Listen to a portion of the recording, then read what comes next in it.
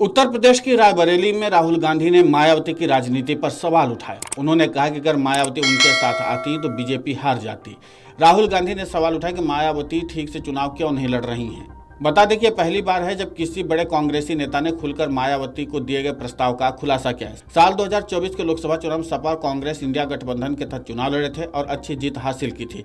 राहुल गांधी रायबरेली में जनता से रूबरू हो रहे थे, तभी एक दलित युवक ने बसपा संस्थापक कांशीराम और मायावती द्वारा दलितों के उत्थान के लिए किए गए कार्यों का जिक्र किया। युवक ने कहा, कांशीराम ने दलितों के लिए काम किया, जिसके बाद मायावती के द्वारा उनके काम को आगे बढ़ाएगा जो दलितों के लिए काम कर रही हैं। इस पर राहुल गांधी ने कहा कि मायावती के इंडिया गठबंधन में शामिल न होने पर उन्होंने सवाल भी उठाया। राहुल गांधी ने कहा कि मायावती ठीक से चुनाव क्यों नहीं लड़ रही हैं।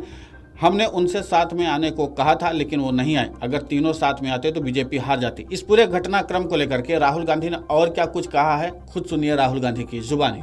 मैं भी मानता हूं, मगर एक सवाल है बहन जी, आजकल चुनाव ठीक से क्यों नहीं लड़े? ये भी सच है जी सर। अब हम चाहते थे कि बहन जी बीजेपी के विरोध में हमारे साथ लड़े। जी सर, ये बात सही है। मगर मायावती जी किसी न किसी कारण नहीं लड़े, तो ये भी मतलब हमें तो काफी दुख लगा, क्योंकि अगर तीनों पार्टियां एक साथ हो जाती तो बीजेपी कभी नहीं जीत सकती। आपको बता दें कि राहुल गांधी के इस बयान से राजनीतिक गलियारों में हलचल मच गई। पहले सपा नेता मायावती के गठबंधन में शामिल होने के खिलाफ थे। अब राहुल गांधी के इस खुलासे के बाद कई सवाल उठ रहे हैं। क्या वाकई में मायावती को इंडिया गठबंधन में शामिल होने का न्योता दिया गया था? अगर दिया गया तो उन्होंने इनकार क्यों कर दिया? क्या भविष्य में बसपा, सपा और कांग्रेस एक साथ आ सकते हैं? बता दें कि विपक्ष के नेता और रायबरेली से सांसद राहुल गांधी गुरुवार को 2 दिवसीय दौरे पर अपने संसदीय क्षेत्र पहुंचे हैं। लखनऊ से सड़क मार्ग से यात्रा करते हुए राहुल गांधी सबसे पहले चुरवा सीमा पर हनुमान मंदिर गए, जहां उन्होंने पूजा अर्चना की।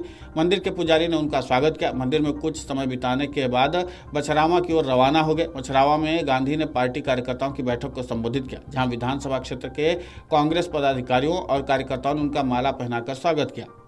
राहुल गांधी ने पार्टी कार्यकर्ताओं से बूथ स्तर तक अपनी पकड़ बनाए रखने का आग्रह किया और इस बात पर जोर दिया कि भाजपा सरकार वास्तविक मुद्दों से लोगों का ध्यान भटका रही है। उन्होंने आरोप लगाया कि महंगाई काफी बढ़ गई है और भाजपा सरकार केवल पूंजीपतियों को बढ़ावा दे रही है।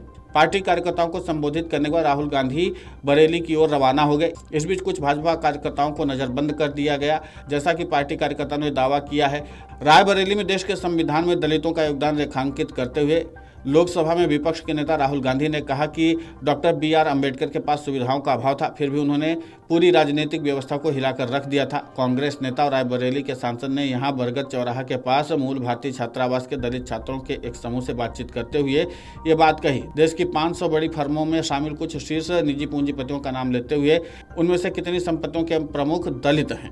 कुल मिलाकर के राहुल गांधी ने दलित फैक्टर पर काफ़ी ज़्यादा चर्चा की और उन सब के बीच में राहुल गांधी ने मायावती के चुनाव लड़ने की कार्यशैली पर भी सवाल उठा दिया कि आखिर मायावती ठीक से चुनाव क्यों नहीं लड़ती हैं। लेकिन मायावती की तरफ से राहुल गांधी के सवाल को पूछने पर कोई जवाब नहीं आया है अभी तक। अब देखना ही होगा कि मायावती की तरफ से जो राहुल गांधी ने सवाल उठाया है उस सवाल का जवाब आता भी है या नहीं। लेकिन फिलहाल राहुल गांधी के इस खुलासे ने राजनीति में एक बार फिर से सनसनी पैदा कर दी है कि क्या कांग्रेस के तरफ से मायावती को इंडिया गठबंधन में शामिल होने के लिए आमंत्रित किया गया था या नहीं। Video desk अमरउजाला.com। अमर उजाला जीवांजलि के सारथी की मदद लें और महाकुंभ में स्नान जरूर करें।